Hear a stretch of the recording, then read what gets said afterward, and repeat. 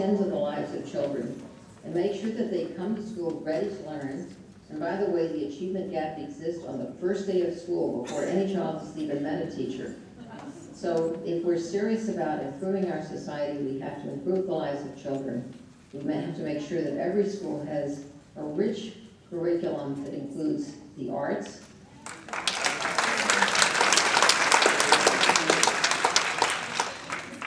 we have an opportunity to learn to play a musical instrument.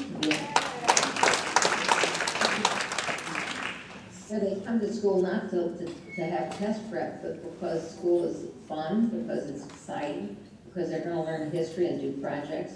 This is what school should be, is a place for learning and excitement and discovery, and not just a place for the drudgery of constant testing. So there's a long agenda before us, but I think you understand that until we improve the quality of people that we send to make decisions for the rest of us, we're not going to see any changes. So I thank you very much, and I urge you all to get active, stay involved, do what's right for kids, do what's right for schools, do what's right for our public schools, and do what's right for our democracy. Because if we let our public schools down, we're going to let our democracy down. Thank you, Congressman Deutch. Thank you.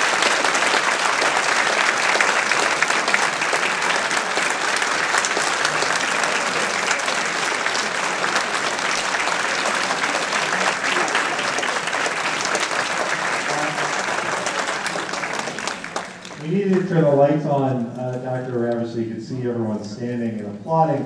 I would point out that Dr. Diane Ravitch was recently named by Atlantic Monthly as one of the world's 19 brave thinkers for her intellectual and moral bravery and honor well today.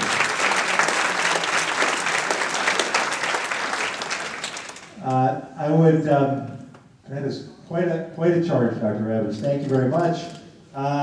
Since we started, I just wanted to also acknowledge my former colleague in the state senate, a good friend who is working hard now to make our state a little bit safer by cracking down on these pill mills, Dave Ehrenberg is here.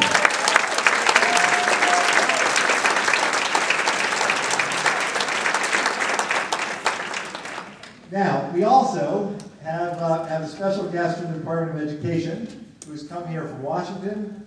Not really, but I don't have to follow.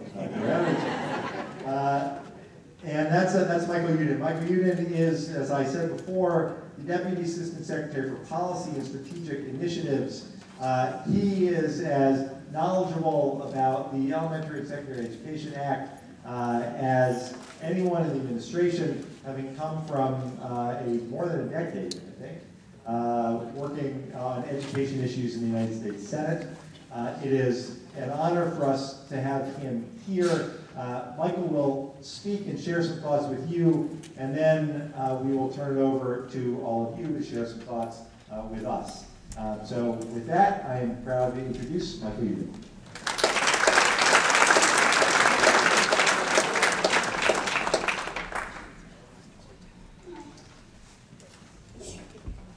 Thank you all. It's an absolute honor and pleasure to be here. I want to thank the Congressman for his leadership, for his dedication and commitment to strengthening public education. Thank Dr. Ravitch for her leadership. I have admired and respected, I don't know if much of a fan, but I have admired and respected Dr. Ravitch for many years, and I sincerely appreciate her remarks. And I thank you for the opportunity to talk to you. What I'd like to do is talk for a few minutes, 5-10 minutes, kind of lay out what the administration's agenda is, what President Obama, Secretary Duncan's agenda is, and then really I do want to hear from you. I think it's critically important that we engage in a conversation, and I'm happy to answer any questions that you may have as well. So, a generation ago, the United States led the world in college completion, and today we rank 9th. We know that we have a great public education system, there is no question about it. But we also know that too many kids enter kindergarten not ready to Department of Education just showed up to put in the background.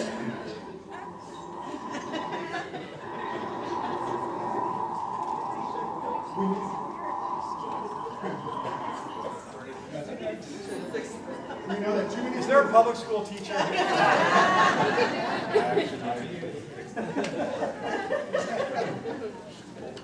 So we know that too many kids enter kindergarten not ready to learn. We know that too many kids do not graduate from high school. We know that too many kids that do graduate from high school are not prepared to succeed in college. We know that a majority of kids entering community college have to take remedial courses. Research shows that the more remedial courses kids have to take, the less likely they are to graduate from college. They have to spend their money, their Pell Grants, they don't get credit for those courses. There are millions of jobs in this country today, even in this economy, that go unfilled due to lack of skilled workers. The most important contest we face today is not between Democrats and Republicans. It's a contest with competitors across the globe for jobs and industries of the future. The President has said it's about winning the future. It's about securing prosperity for ourselves and for our future generations. Improving educational outcomes is not only a moral imperative, it is an economic imperative. We know that kids in Boca are not just competing for jobs with kids in Miami or New York or LA. They are competing with kids for jobs from Shanghai and Singapore and Bangalore. The President has set a goal that by 2020, the United States will once again lead the world in college completion. So today we're 9th. 2020, we will lead the world in college completion. That's a very bold goal. But that is our North Star. That is what is driving us. How are we going to do that? That's a sea change.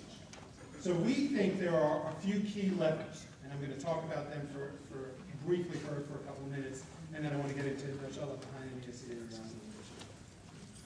We think there are a few things that we can do to help get us to this goal.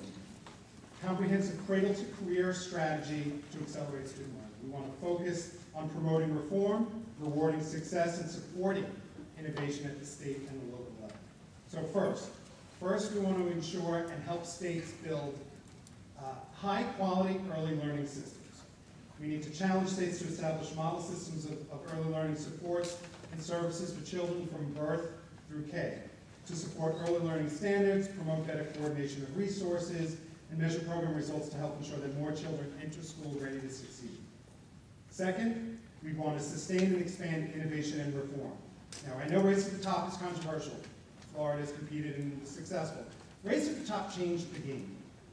This program accounts for less than 1% of all annual education spending in America, but it has spurred more change, more collaboration, and more positive and productive activity at the state and local levels than any other program in history. 48 states voluntarily worked together to create common college and career-ready standards that raise the bar for all of our children. 45 states have now adopted these common college and career-ready standards. A total of 46 states put together comprehensive education reform plans to apply for Race to the Top, with buy-in from governors, legislators, local educators, union leaders, business leaders, and parents. Over the course of the Race to the Top competition, 34 states changed their laws or policies to improve education. We think this is a driver. We were pleased that in the 2011 budget, Congress provided us with another $700 million for Race to the Top. We think there are really important opportunities to continue to drive reform. And from the department's level, it is about supporting innovation. It is about supporting states and districts in their efforts to reform. The I3, investing in innovation, is another program that we think is really, really important. That is about developing, evaluating, and scaling up promising and effective models and interventions with the potential to improve outcomes for hundreds of thousands of students. Promise Neighborhoods is a critical program as well. That is looking at communities as a whole. That is looking at a truly cradle-to-career strategy that brings in all the community supports and resources together to develop strategies on how do we improve comprehensively, how do we improve outcomes for kids. Our third priority, teachers and leaders. This is in no particular order.